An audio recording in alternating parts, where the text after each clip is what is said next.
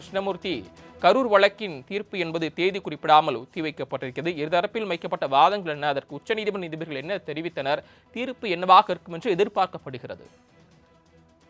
நிச்சயமாக கரூர் சம்பவம் பொறுத்தவரை தற்போது அனைத்து தரப்பு வாதங்களும் நிறைவடைந்த நிலையில் தீர்ப்புக்காக தீர்ப்பான தள்ளி வைக்கப்பட்டிருக்கிறது. உச்சநீதிமன்றம் ஒரு சிறப்பு விசாரணை குழுவை அமைக்க வேண்டும் என்றுதான் தமிழக வெற்றி கழகம் சார்பில் தொடர்ந்து வாதங்களானது வைக்கப்பட்டிருந்தது. அப்போது அப்படி பிரச்சாரம் தொடர்பாக வழிகாட்டு நெறிமுறைகளை வகுக்க கோரிய வழக்கு நிலுவையில் இருக்கும் போது மற்ற மனுக்களில் நீதிமன்றம் எப்படி உத்தரவிட்டது என்று கேள்வியை நீதிபதிகள் வைத்திருந்தார்கள்.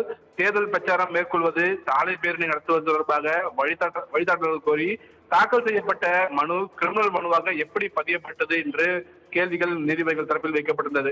தமிழக தரப்பில் உயிரிழப்பு தொடர்பான விவகாரம் என்பதால் வழக்கு கிரிமினல் வழக்காக இருப்பதாக நீதிமன்ற பதிவாளர் அதை உரிய நீதிபதி முன் விசாரணைக்காக பட்டியலிடப்பட்டார் என்றும், மற்றொரு மனுதாரர் தரப்பில் கரூர் சம்பவம் தொடர்பாக தற்போது வரை விசாரணை என்பது முன்னோக்கி செல்லவில்லை, எனவே இந்த விவகாரத்தில் உயிரிழந்த நபர்களின் குடும்பத்திற்கு நீதி கிடைக்கும் வகையில் உரிய விசாரணை நடத்தப்பட வேண்டும் என்று வாதங்கள் வைக்கப்பட்டிருந்தது.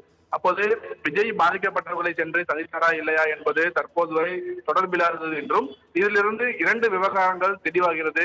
மதுரை கிளை வழக்கை விசாரித்த அதே சமயம் சென்னை உயர்நீதிமன்றம் மற்றொரு வழக்கை விசாரித்துள்ளது. மதுரை, சென்னை நீதிமன்றங்கள் ஒரே நாளில் வேறு வேறு உத்தரவுகளை எப்படி பிறப்பித்தன, சென்னை உயர்நீதிமன்றம் தாமாக முன்வந்து வழக்கு பதிவு செய்தது எப்படி என எஸ்ஐடி உத்தரவு பிறப்பது எப்படி என்ற பல்வேறு கேள்விகளை நீதிபதிகள் முன்வைத்திருக்கிறார்கள். 41 பேர் உயிரிழப்புகள் நடந்துள்ளதாகவும் இது கொடூரமானது, எனவேதான் நீதிமன்றம் இதனை கையில் எடுத்து உத்தரவை பிறப்பித்திருக்கிறது என்று தமிழ்நாடு அரசு தரப்பில் விளக்கமானது நீதிபதிகளுக்கு வைக்கப்பட்டிருந்தது. நீதிபதிகள் சென்னை உயர்நீதிமன்ற நீதிபதிக்கு தரமாரியாக கேள்வியை முன்வைத்திருந்தார்கள். அதில் வழிகாட்டுதல்கள் கோரி தாக்கல் செய்யப்பட்ட வழக்கு இது. குறிப்பாக வழிகாட்டுதல்கள் கோரி மதுரையிலும் சென்னையிலும் மனு தாக்கல் செய்யப்பட்டன. மதுரையில் டிவிஷன் பெஞ்சும் சென்னையில் தனி நீதிபதியும் விசாரித்திருக்கிறார் என்றும், உயர்நீதிமன்ற மதுரை கிளை விசாரணைக்கு எடுத்துக்கொண்ட பிறகு சென்னை உயர்நீதிமன்ற தனி நீதிபதி விசாரணை செய்ய வேண்டிய அவசியம் என்ன என்ற ஒரு கேள்வியை நீதிபதிகள் முன்வைத்தார்கள். அப்போது சென்னை உயர்நீதிமன்றம் அமைந்திருக்கக்கூடிய சிறப்பு விசாரணை குழுவை தலைமை தாங்குபவர் ஒரு சிறந்த அதிகாரி. அவர் ஏற்கனவே சிபிஐ பணியாற்றியிருக்கிறார். இந்த அதிகாரியை அரசு பரிந்துரைக்கவில்லை, மாறாக நீதிமன்றமே அவருடைய திறமையை பார்த்து இந்த சிறப்பு விசாரணை குழுவை அமைத்தது என்று தமிழ்நாடு அரசு தரப்பில் விளக்கம் அளிக்கப்பட்டிருக்கிறது.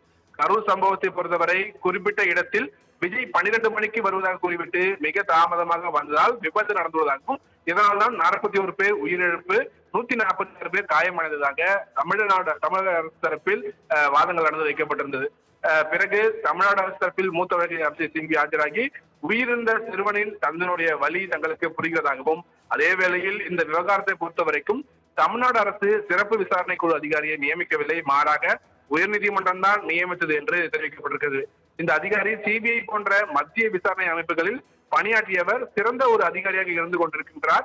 எனவே இவருடைய விசாரணையை தொடரலாம் என்றும், அதே வேளையில் பாதிக்கப்பட்டுள்ளேன் என்ற ஒரு காரணத்தின் அடிப்படையில் கொண்டு மட்டுமே சிபிஐ விசாரணைக்கு மாற்ற அனுமதிக்க கூடாது என்று தமிழ்நாடு அரசு தரப்பில் தொடர்ந்து வலியுறுத்தப்பட்டு வருகிறது. எனவே கள நிறுவனங்கள் அனைத்தையுமே அறிந்தவர்கள் தமிழக அதிகாரிகள் தான். எனவே ஒரு சிறந்த அதிகாரியின் தலைமையில் அமைக்கப்பட்ட அந்த சிறப்பு விசாரணை குழுவில் இந்த சம்பவம் தொடர்பான விசாரணை தொடர வேண்டும் என்று தமிழ்நாடு அரசு தொடர்ந்து சிபிஐ விசாரணைக்கு வழங்கக்கூடாது என்று எதிர்ப்பு தெரிவித்து வாதங்கள் வைக்கப்பட்டிருக்கிறது.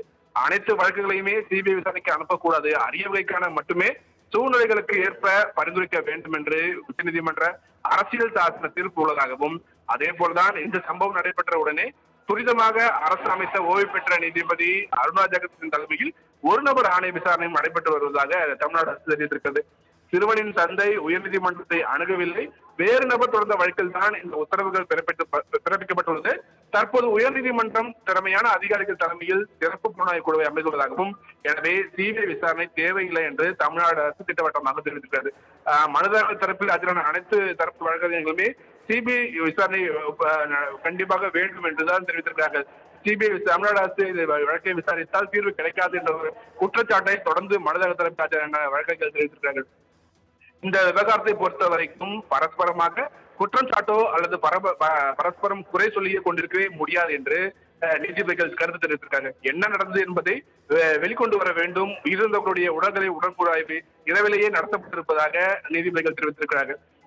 இந்த விவகாரம் பொறுத்தவரை